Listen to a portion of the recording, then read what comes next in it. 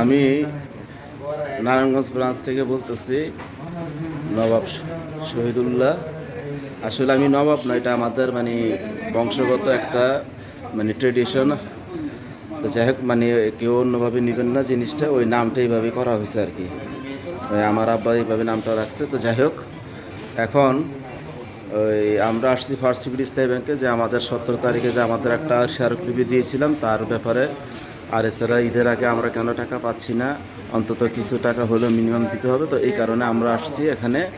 আমি, তারপরে ইউসুফ ভাইয়ের একটা এফডিআর আছে, যেটা কিনা ওনারা ওই হেয়ার কাট করে 50 লাখ টাকা, ওটা হেয়ার কাট 7-8 লাখ টাকা করে ওনারই করতে চাচ্ছে, এটার জন্য আসছি। তো এখন মোটামুটি আমরা ওই বাক বিতনটা করতে হয় নাই, ম্যানেজারের সাথেই কথা বলছি, মোটামুটি প্রেশারের সাথেই। তো উনি জিনিসটা বুঝছে, এখন বলছে যে শনিবার দিন উনি আমাদেরকে, আর যে কয়জন আছে উনি চেষ্টা করবে অবশ্যই শনিবার দিন টাকা আমাদেরকে দিতে, সেভিংস অ্যাকাউন্ট থেকে দিতে উনি চেষ্টা করছে। আর এখানে এই ইউসুফ ভাই, আপনার তো ওটা কাজ শেষ হয়ে গেছে নাকি?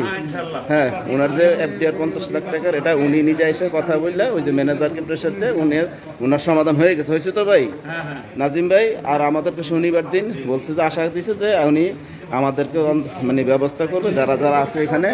তা এটা আর নাহলে আমরা বলছি যে শনিবার দিন সকাল থেকে আমরা এখানে অবস্থান করবো, আপনাদের কোনো ছুটি নেই, কোনো বন্ধ নেই। তো উনি ম্যানেজার সাহেব আমাদেরকে আশ্বস্ত করছে যে উনি যেভাবে পারে ওটা উনি একটা ব্যবস্থা করে দিবে, এই আর কি। আর আমাদের উনি আছেন।